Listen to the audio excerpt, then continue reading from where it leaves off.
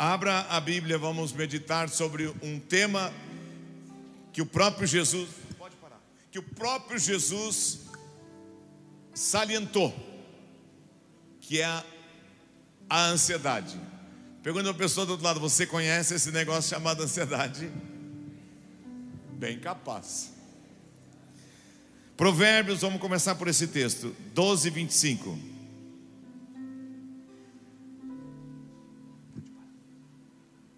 Provérbios 12, 25. A ansiedade no coração do homem, o que diz ali o texto? O abate. A versão que eu tenho diz: pode abater alguém, mas uma boa palavra traz a alegria. Quem é que tem a boa palavra para nós que tira a ansiedade? Deus. Quem é que tem uma palavra que tem poder para trazer mudança e transformação em nossas vidas? Deus. Disse Deus: haja luz, e houve luz. E a palavra de Deus, ela foi revelada em Jesus. Jesus foi a revelação, né? O Verbo se fez carne e veio, morou entre os homens, nasceu, gerado pelo Espírito. Até os 30 anos, ficou ali no relacionamento com o Pai, e depois dos 30 aos 33, executou um plano completo para acabar com o sofrimento e a ansiedade na vida das pessoas. Quantos creem nisso? Eu sei que a ansiedade é algo forte, não só hoje, senão Jesus não teria falado, e os apóstolos. É um negócio que persegue, é um sentimento, às vezes é mais até que um sentimento, que persegue a natureza humana. Não é só um dos problemas modernos do dia de hoje, mas é um negócio que existe. E o que é ansiedade? Uma pessoa ansiosa é alguém que se preocupa antes do tempo. Ou seja, o que ela está fazendo? Ela se preocupa antes da hora e começa a antecipar sofrimentos e vive hoje os problemas de amanhã. E quando chega o amanhã, vive de novo. Olhe para a pessoa que está ao teu lado e diga: Jesus Cristo tem poder para fazer com que você não seja uma pessoa preocupada ou se preocupando antes do tempo. Amém? Quem aqui já teve um sonho gostoso na vida? Levanta a mão bem alto. Aquilo gerou uma certa ansiedade dentro de ti, mas isso não é uma ansiedade ruim. Por exemplo, ser promovido no trabalho, ganhar uma viagem, uma mudança, saber que você vai ganhar um presente, isso é bom. Mas também tem esse sentimento ruim e negativo, que é uma pessoa começa a alimentar dentro dela algo ruim. E algo ruim é aquilo que gera medo em nossas vidas. Preste atenção. Aquilo que eu penso vai ser o determinador das minhas emoções. Aquilo que eu penso determina as minhas emoções, e as minhas emoções determinam as minhas atitudes, as minhas ações. Se eu for tomado de medo na mente, vou ter tormento na minha alma, nos meus sentimentos, nas minhas emoções, e vou ser uma pessoa que vou ter atitudes no dia a dia, como pai, como mãe, como pastor, como professor, não importa onde, atitudes negativas. Vou estar demonstrando temor, e o temor anda com ansiedade. E sabe o que isso acontece? Gera uma luta mental em mim e em ti, e a gente tenta parar de pensar nesse problema e não consegue. É ou não é assim? Caramba, só eu sinto isso. É ou não é assim? Você vai deitar e diz: agora eu vou conseguir parar de pensar nisso.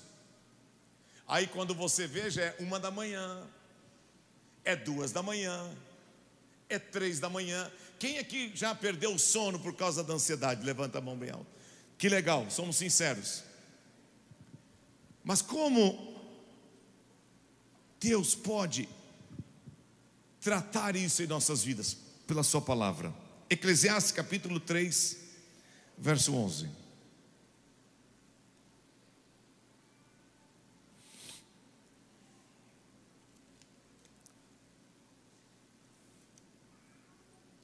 Eclesiastes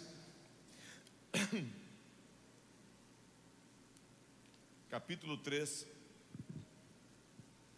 verso 11. Salmos, Provérbios e Eclesiastes. Vamos ler esse texto, 3, 11. Deus fez tudo formoso no seu devido tempo. Também pôs a eternidade no coração do ser humano, sem que este possa descobrir as obras que Deus fez desde o princípio até o fim. Olhe para a pessoa do outro lado e diga: o tempo tem tudo a ver com a ansiedade. Se eu não tenho discernimento, como diz esse texto, que Deus fez tudo formoso e todas as coisas têm o seu devido tempo, eu vou ter um coração ansioso. A ansiedade tem a ver com culpa do passado ou com preocupação, insegurança do meu futuro. E aí entra N temas que nós podemos ter preocupações do passado e também insegurança do futuro. O que vai ser dos meus filhos com uma sociedade do jeito que está aparentando agora? Imagina, se agora já está horrível, então o que vai ser dos meus netos? Assim somos nós. Mas eu tenho que afirmar para você e para mim que nós somos passageiros nessa terra. Mas ao mesmo tempo que nós somos passageiros, aqui diz uma coisa muito interessante: Deus pôs a eternidade no coração do ser humano. Quem tem a Jesus Cristo como seu Senhor e Salvador tem a vida eterna. E aqui, como passageiros, Deus cuida de nós, Deus se preocupa conosco. Verso 1 do capítulo 3, digam todos: tudo tem o seu tempo determinado. Tem hora certa para estudar, tem hora certa para casar, tem hora certa para arrumar um emprego, tem hora certa em tudo na vida. Eu tenho uma bancada aqui na frente, né, de mocinhas que querem casar. Não estou falando só para vocês, ok? Mas tudo, olha a Bíblia, queridos, tudo tem o seu tempo determinado. Ninguém aqui toma café na hora do almoço. Está tomando, então tem alguma coisa errada. Na hora do almoço é hora de almoço, amém, queridos? Então tudo tem seu tempo determinado, e há tempo para todo propósito debaixo do céu. Olhe para a pessoa que está ao teu lado e diga: Deus nunca vai se atrasar ou se adiantar na tua vida. Não fique ansioso, o tempo está na mão de Deus. E aí entra no que Jesus fala no Sermão do Monte, Mateus capítulo 6, verso 25 a 34. Eu acho esse texto riquíssimo, porque ele nos ensina sobre a ansiedade, mas também nos ensina como nós podemos ser libertos da ansiedade. Quantos amam a palavra de Deus? Ela tem poder para nos curar, para nos libertar, para nos abençoar, para nos orientar. Você deve ler em casa depois do verso 25 até o verso 34. Quem aqui acredita que Jesus conhece bem o coração humano? Quem aqui acredita que Jesus sabe tudo sobre a nossa vida? Quem aqui acredita que Jesus tem conhecimento pleno sobre nós? Por isso ele falou da ansiedade. Mas ele nos mostra no verso 25. Vamos ler o verso 25. Por isso digo a vocês: não se preocupe com a sua vida, quanto ao que irão comer ou beber, nem com o corpo, quanto ao que irão vestir. Não é a vida mais do que o alimento? Não é o corpo mais do que as roupas? Aqui Jesus dá a primeira dica para como nós podemos vencer a ansiedade. Diga bem forte: a minha vida e a vida do meu irmão é melhor do que tudo que nós precisamos. E aos olhos de Deus, Ele está vendo a minha vida e a tua vida antes do que nós precisamos. Escute, a minha vida e a tua vida tem mais valor para Deus do que aquilo que nós precisamos. O todo propósito tem seu tempo, o tempo está nas mãos de Deus. Então, se eu entreguei minha vida a Deus, eu era um ser nervoso, perturbado, irado, indignado, não importa como você era ou como eu era. Se eu entreguei, eu recebi um novo coração, e dentro desse novo coração tem uma voz que diz: Paulo, Maria, José e João, vou falar os nomes mais conhecidos, e Pedro, que também é conhecido, vocês são importantes para mim. Agora pare para pensar, quantas vezes nós levantamos como cristãos e deitamos pensando que aquilo que nós precisamos é mais importante do que nós. Não é a vida de vocês mais importante do que aquilo que vocês precisam, do que o alimento, do que a roupa, do que isso, que aquilo? Diga, se você ou se eu souber que a minha vida é mais importante para Deus do que eu preciso, eu não preciso ficar ansioso sobre aquilo que eu preciso ou aquilo que me falta. Deus é poderoso. Amém, irmãos? Verso 26. Observem vocês, discípulos, homens, as aves do céu, que não semeiam, não colhem, nem ajuntam em celeiros. No entanto, o Pai de vocês que está no céu as sustenta. Será que vocês não valem muito mais do que as aves? Digam todos: eu tenho, a partir da minha conversão, um Pai que me ama e sabe do que eu preciso. Observa as aves do céu. Eu já citei isso, mas vou citar de novo. Quem aqui se criou assim e teve a oportunidade de morar ou mora em lugares onde tem João de Barro? Levanta a mão assim. Eu me criei num sítio em Gravataí, onde tinha muito João de Barro. Observa como Deus cuida daquele pássaro. Ele faz a sua casinha totalmente contra a tempestade, a chuva. Olha para a pessoa que está do lado e diga: você não vale mais que um João de Barro? Diga sim.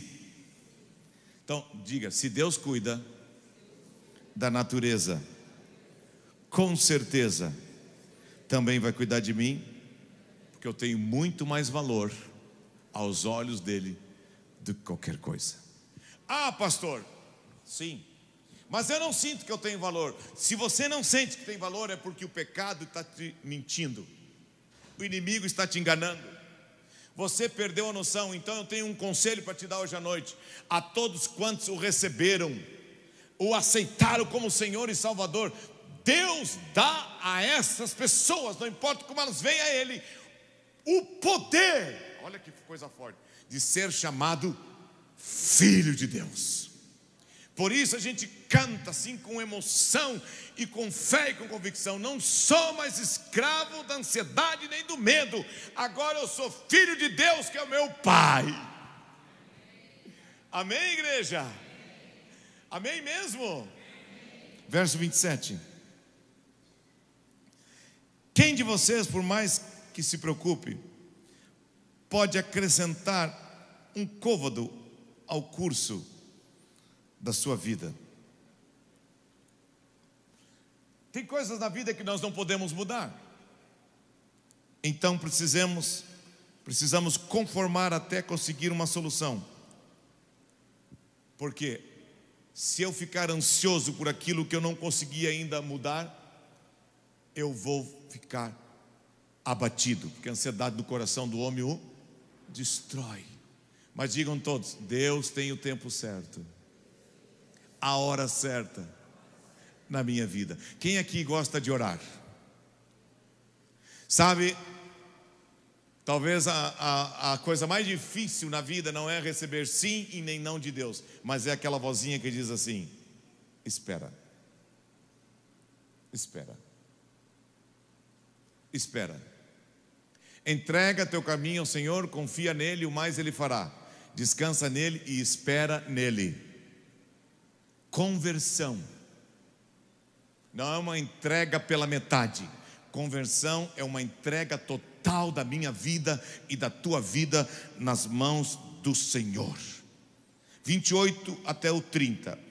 Por que se preocupam com o que vestir? Observem agora não as aves, mas os lírios do campo.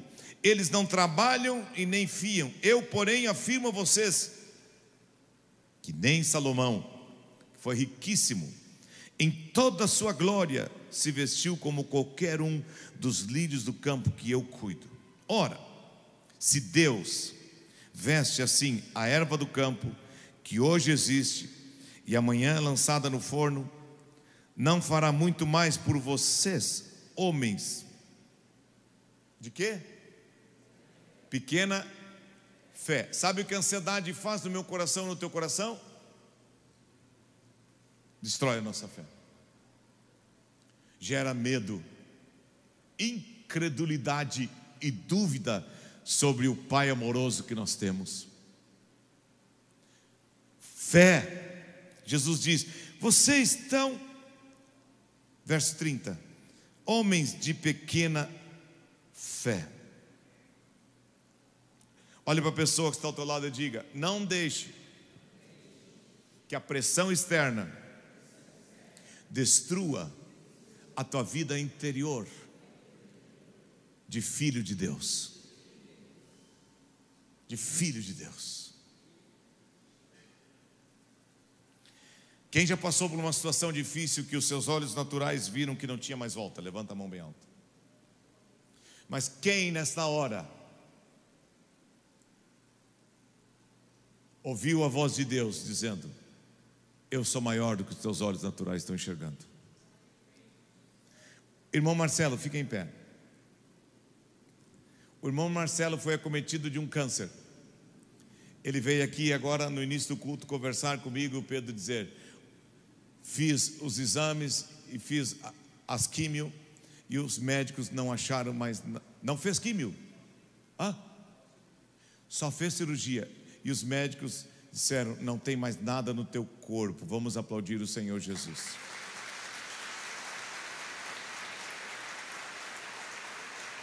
Ele veio agradecer, porque ele sabe que foi a mão de Deus que tocou a tua vida e te curou. Amém, Marcelo, não é isso? Parecia impossível, mas lá dentro do Marcelo uma voz dizia: pede oração, confia em mim, confia em mim, confia em mim, depende de mim. Meus irmãos, se Deus cuida das aves e dá alimento para elas, e veste os lírios do campo com mais riqueza, do linho mais fino que Salomão tinha, diga: eu declaro essa noite então com certeza que eu nunca vou ficar sem roupa. Deus cuida de mim. Amém, queridos?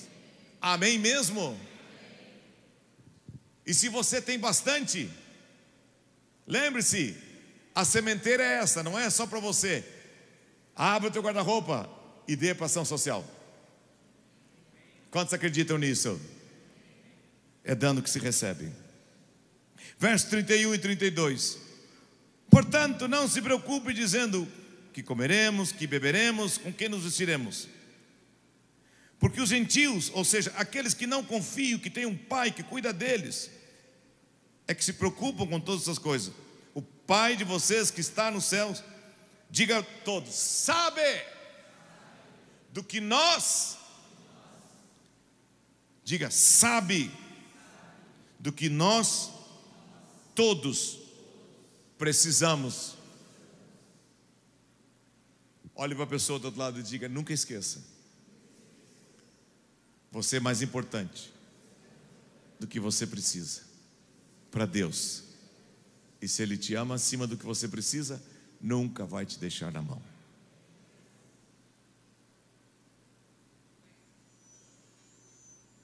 Amém?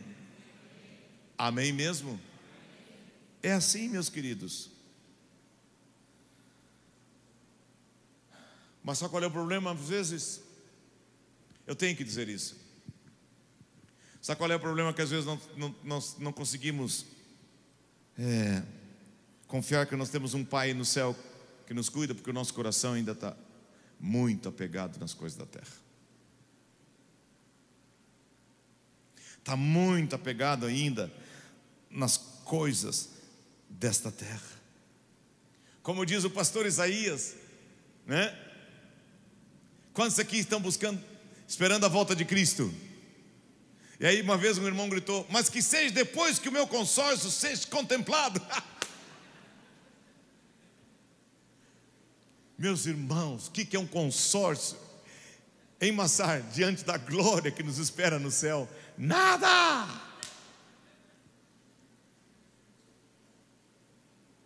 Pensai nas coisas lá do alto, não as que são aqui da terra. Buscai as coisas que são lá do alto, não as que são aqui da terra. É o que ele vai dizer em seguida.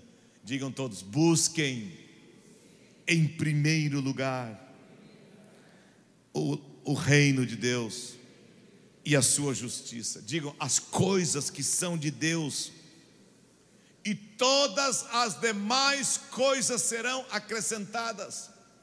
Jesus não diz para mim nem para você: busca todas as demais coisas, que o reino e a justiça será acrescentado. Não!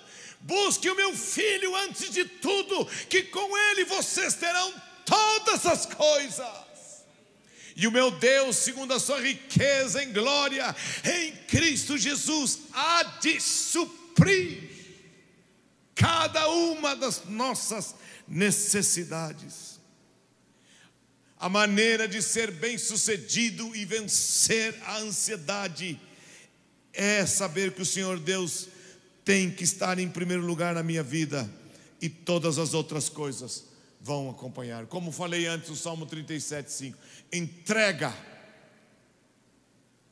tua vida, teu caminho ao Senhor, confia nele, e as demais coisas Deus vai fazer. Quantos creem que Jesus sabia o que estava falando? Eu creio, porque ele era homem. Apesar de ser filho de Deus, ele era homem. Jesus também enfrentou situações naturais na vida dele. Eu fico pensando, Jesus esperou até os 30 anos para começar o seu ministério.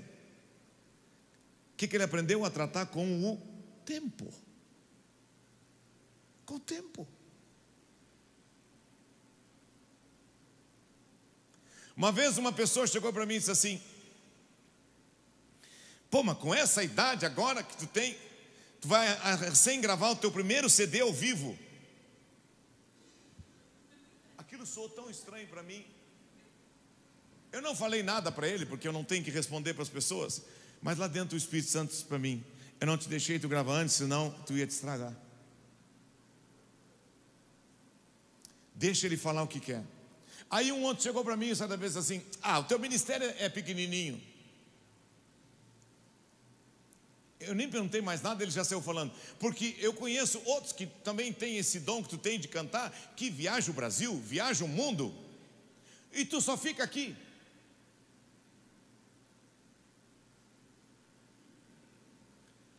O Senhor me disse naquela hora: não te preocupa, Paulo. Alguns eu chamei para andar o mundo todo, tu eu não chamei. Faça só o que eu te mandei. Olhe para a pessoa que está ao teu lado e diga: não te compare com os outros. Pega o talento que Ele te deu e não enterra. E seja fiel no pouco, sobre o muito Deus vai te colocar. Cristo esperou 30 anos. 30 anos. Ele enfrentou problema com o clima, ele enfrentou problema com o trabalho, ele sentiu fome, sentiu frio, ele teve problema com as pessoas. Quem aqui tem problema com as pessoas? Não levanta a mão, se atira no chão e levanta as pernas, as mãos. Todos nós temos problema com pessoas. Se você não tem problema com pessoas, você foi glorificado, está no céu e não sabe. Uma vez um jovem disse assim para nós, não, um pastor falou para nós jovens: vocês querem morar junto numa casa? Mas não esqueçam, morar com crente no céu é uma glória, aqui na terra é outra história. Jesus enfrentou problema com os seus discípulos, aqueles que disseram: jamais te deixaremos, jamais vamos te abandonar, por ti nós daremos tudo. E na hora, zarparam, como diz o outro. Mas Jesus, com coração amoroso, tratado, sabendo que Deus está acima de todas as coisas e que para os propósitos de Deus há um tempo certo, Ele perdoou e Ele depois os abraçou e disse: vão agora e preguem o Evangelho, continuem fazendo o que eu estou fazendo. Quem tem o coração curado sobre a ansiedade consegue enxergar o tempo de Deus na sua vida e valoriza a vida dos outros. Domingo, estávamos aqui com esse salão, com o mesmo número de pessoas ou mais que sábado. E Deus colocou uma frase antes da ceia. E eu quero dizer aqui hoje à noite: vocês, cada um de vocês, é muito importante para Deus e para o ministério que vocês estão. Porque ninguém consegue fazer nada sozinho. Se até aqui chegamos, é porque juntos estamos.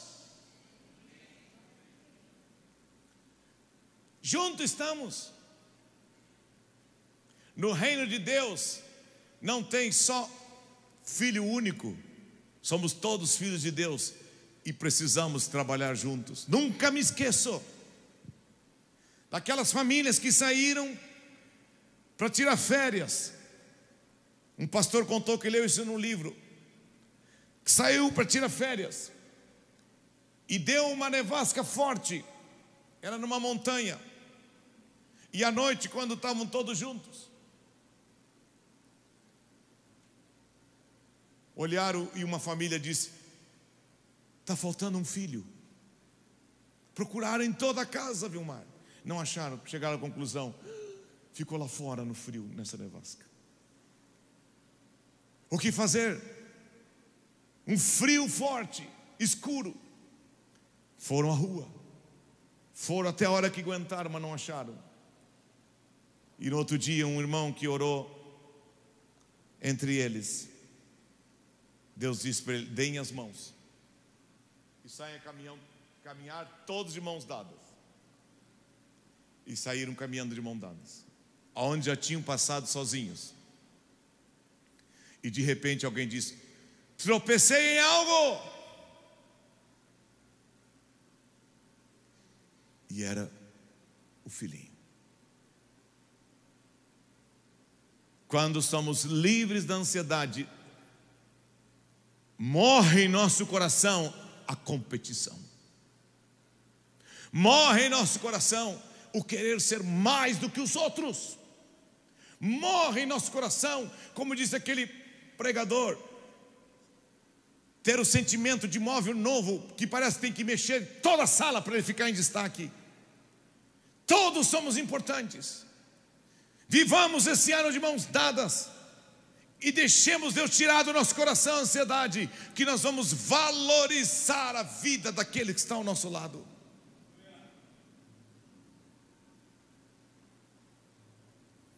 Amém, queridos? Agora, ele foi tentado em todas as coisas à nossa semelhança, mas sem pecado ele venceu. E ele pode nos ajudar a vencer. Pode tocar teclado. Uau. Vamos encerrar. Filipenses, capítulo 4, versos 6 e 7.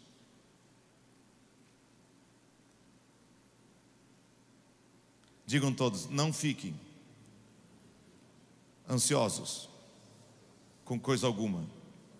Diga: não fiquem preocupados com coisa alguma, mas em tudo sejam conhecidas diante de Deus os pedidos de vocês. Ré maior.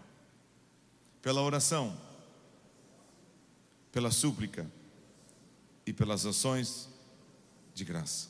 E digam todos: e a paz de Deus, que excede todo entendimento, ao único que é digno. Isso. E a paz de Deus, que excede todo entendimento, guardará o coração e a mente de vocês em Cristo Jesus. Se às vezes, quando temos uma dor, tomamos um remédio, o efeito daquele remédio não é para sempre, passa. Mas o apóstolo está dizendo que o remédio que destrói com a ansiedade é a oração. É a oração. E há 3 tipos de oração que nós podemos fazer. Primeira, lançando sobre Ele toda a vossa ansiedade, porque Ele tem cuidado de vós. Diga à pessoa do outro lado: não segure nada, lance tudo sobre Ele, porque Ele tem cuidado de ti. Nós começamos essa reunião falando que Ele cuidou do nosso passado, que Ele cuida do nosso presente e que Ele cuida do nosso futuro. Quando você for orar, diga assim: Senhor, obrigado, porque se alguém está em Cristo, é nova criatura, as coisas antigas já passaram. Não tenha ansiedade sobre o teu passado. Se confessarmos os nossos pecados, Deus é fiel e justo para perdoar nossos pecados, e Ele esquece. E se Deus esquece, nós não temos o direito de estar jogando no rosto das pessoas o que Deus já pagou. Ninguém me conhece melhor do que a minha esposa. Ela não pôde estar aqui hoje à noite, porque ela está cuidando da filha mais velha.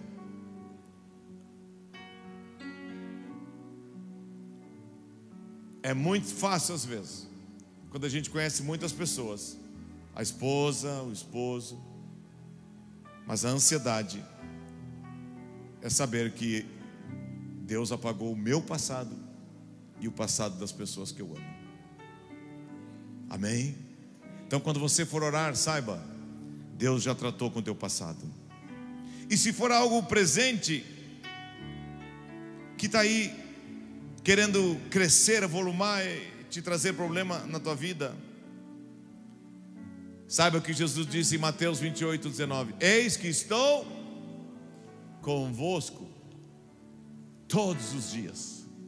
Olha para a pessoa do outro lado e diga: Ele perdoou o teu passado e Ele está contigo agora. E o meu futuro? Hebreus 13:8. Se eu tenho algum medo do futuro, ou algo que possa acontecer, eu quero ler contigo Hebreus 13:8. Como a palavra de Deus é rica. Diz assim: Jesus Cristo é o mesmo ontem, hoje e será para sempre. Então diga: se Ele cuidou de mim no passado, cuida de mim no presente e vai cuidar de mim no futuro. Mas escutem, Deus falou no nosso coração nesta reunião que Ele estava quebrando cadeias. E uma delas que ela quer quebrar hoje à noite é o medo. Curva a tua cabeça. A ansiedade, a crise, o descontrole, a preocupação, a falta de paz. Amigo, amiga,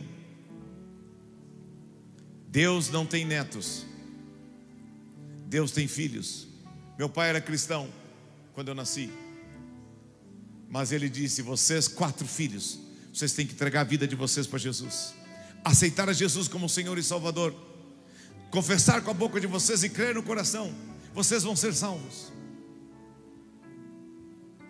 Amigo, amiga, Cristo não morreu na cruz para que tenhamos salões bonitos.